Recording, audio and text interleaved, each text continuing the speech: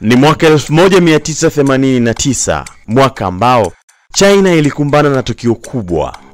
Tukio lililotikisa misingi ya siasa zake, uchumi wake na hata taswira yake duniani. Ni tukio ambalo linabeba maumivu, maswali na mabadiliko makubwa yaliyopelekea kuundwa kwa China hii tunayoifahamu leo.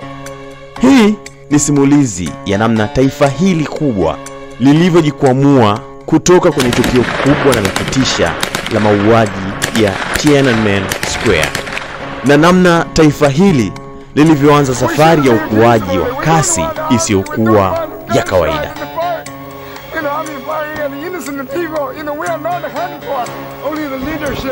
Miaka ya 1980 ilikuwa kipindi cha mageuzi makubwa nchini China. Kiongozi wa nchi aliyefahamika kama Deng Xiaoping aliiongoza China kufungua milango ya soko la kisasa.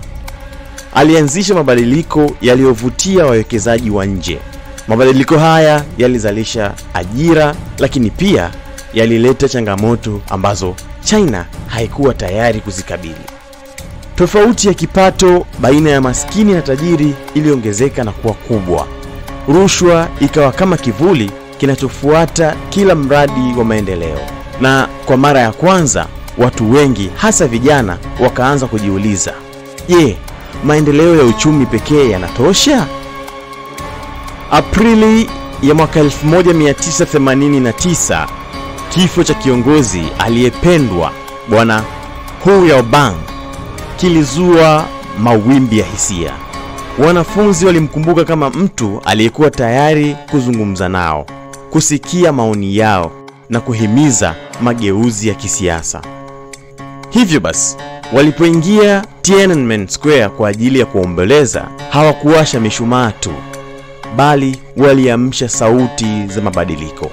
Madai ya kupinga rushwa, uwajibikaji wa serikali na uhuru wa kisiasa yakaanza kusikika wazi wazi. Kile kilichoanza kama mkusanyiko wa heshima kwa Hu Yaobang kikageuka haraka kuwa maandamano makubwa. Wanafunzi hawakuwa peke yao, wafanyakazi wakaja, walimu wakaja, hata baadhi ya watumishi wa serikali walijiunga nao. Inakadiriwa watu zaidi ya milioni 1 waliijaza Beijing katika kile kilichoonekana kama harakati za mageuzi makubwa zaidi katika historia ya taifa hilo. Kusanyiko hili la wanafunzi na watu wengine lilidumu hapo kwa siku kadhaa, na serikali ikajaribu mazungumzo, lakini hakuna upande wowote uliokuwa tayari kurudi nyuma. Na kadri siku zilivyozidi kwenda, maandamano yakazidi kuwa makubwa na shinikizo kwa serikali likawa kali zaidi. Hatimaye tarehe 20 Mei mwaka 1989, serikali ilitangaza hali ya hatari.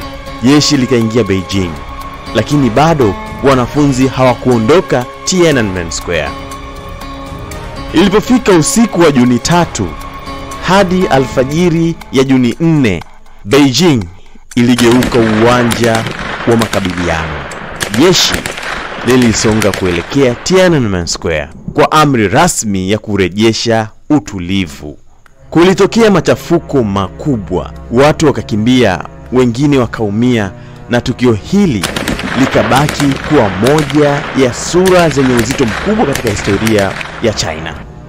Kwa muda mfupi, sauti za maandamano zikanyamaza kabisa. Ilipofika asubuhi ya tarehe 4 Juni, Tiananmen Square ilikuwa tupu, hakuna mwandamaji hata mmoja. Lakini kwenye mioyo ya watu, maswali yalikuwa mengi sana. Dunia ilishtuka, watazamaji wa kimataifa walitaka majibu. Lakini kwa China, kilichokuwa mbele ni swali moja tu. Je, ni vipi taifa litaendelea baada ya tukio hili? Baada ya tukio hilo lililosababisha mshtuko mkubwa, hatua ya kwanza ya serikali ilikuwa ni kuimarisha udhibiti wa kisiasa.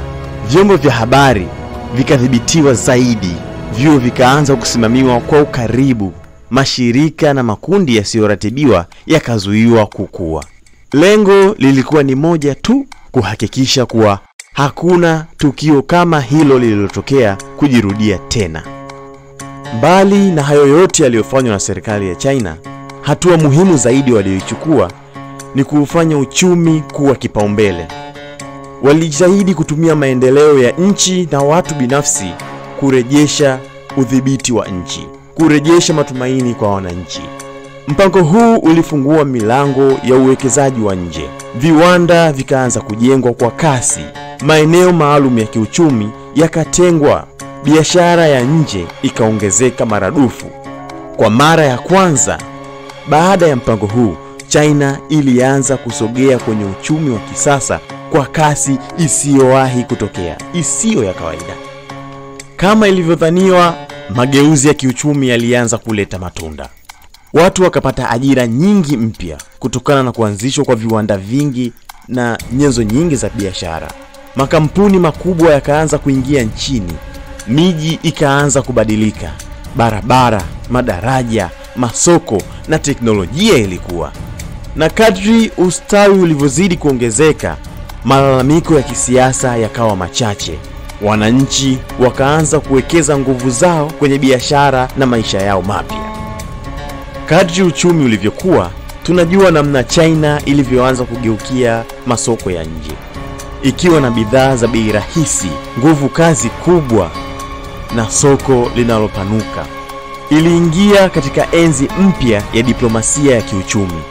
Makampuni ya kimataifa yakaanza kuwekeza nchini China. Nchi ikajiunga na mashirika makubwa ya kimataifa, na taswira ya China kimataifa ikabadilika kabisa.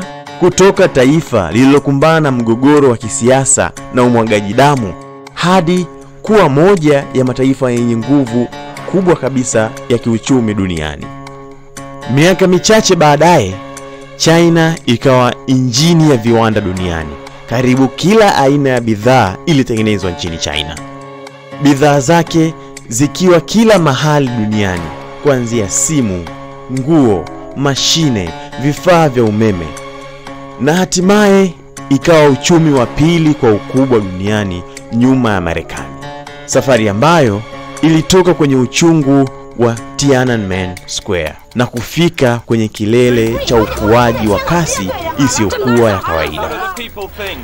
Tukio la mauaji ya Tiananmen Square la mwaka 1989 nchini China lilikuwa ni tukio baya kabisa. Lakini badala ya kusambaratika, China ilichagua njia ya kujenga uthabiti wa muda mrefu. Ilichagua njia ya kutumia maendeleo kama njia ya kujikwamua kutoka kwenye mkwamo huo mkubwa waliopitia.